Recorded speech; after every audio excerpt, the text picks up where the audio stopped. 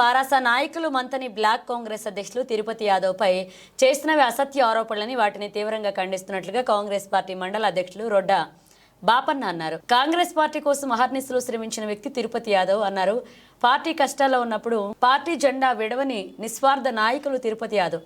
ఆయన జీవితం తెల్ల కాగితం లాంటిదని, వృత్తిరీత్యా పలు వ్యాపారాలు చేస్తూ పలువురికి ఉపాధి అవకాశాలు కల్పించిన వ్యక్తి తిరుపతి యాదవ్ అన్నారు.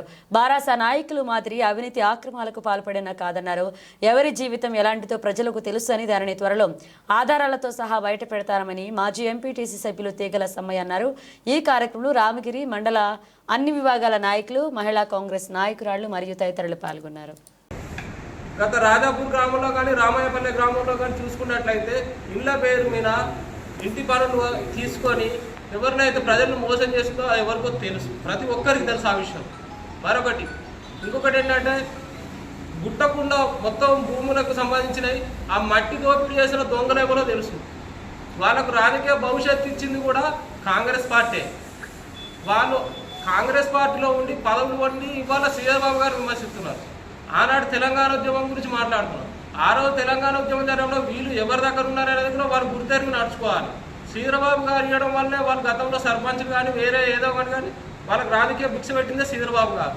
అలాంటి శ్రీధరబాబు గారి మీద విమర్శలు చేయడం కానీ వాళ్ళకు తగదు. పూర్తి స్థాయిలో వాళ్ళు నేర్చుకోవాల్సింది ఒకటే ఉంది, విధానపరంగా వాళ్ళు మాట్లాడాలి. మీకేమన్నా శ్రీధరబాబు గారు మంత్రిని కేవలం మంత్రి గురించి కాదు, మొత్తం రాష్ట్ర స్థాయిలో శ్రీధరబాబు గారు చరిష్మా ఉన్నాయి. ఆయన చేయబట్టి మీరు ఇలా గత బీఆర్ఎస్ ప్రభుత్వంలో జరిగిన అన్యాయాన్ని, అవినీతిని మొత్తం అరికట్టడమే కాకుండా ప్రభుత్వ స్థితిగతులను మారుస్తూ ఆర్థిక వ్యవస్థను మార్పులు చేసే పనిలో శ్రీధరబాబు గారు బిజీగా ఉన్నారు. మన మంత్రిలో జరిగిన అభివృద్ధి కార్యక్రమాలు చెప్పుకోవడానికి ఎన్నో ఉన్నాయి. శ్రీధరబాబు గారు చరిష్మా తగ్గించడానికి అవకాశమే లేదు. పుట్టమది గారు ఒక్కటే ఆలోచించాలి, మీరు బీసీ నాయకుడు అని చెప్పుకుంటున్నారు. బీసీ నాయకుడు అని చెప్పుకున్నప్పుడు గతంలో మీరు ఎమ్మెల్యేగా చేశారు మరియు జడ్పీ చైర్మన్గా చేశారు. ఈ రెండు పదవులు మీరు అనుభవించినప్పుడు మీరు ఎంతమంది బీసీలను పైకి తీసుకొచ్చారు? మీరు ఆత్మవిమర్శ చేసుకోండి.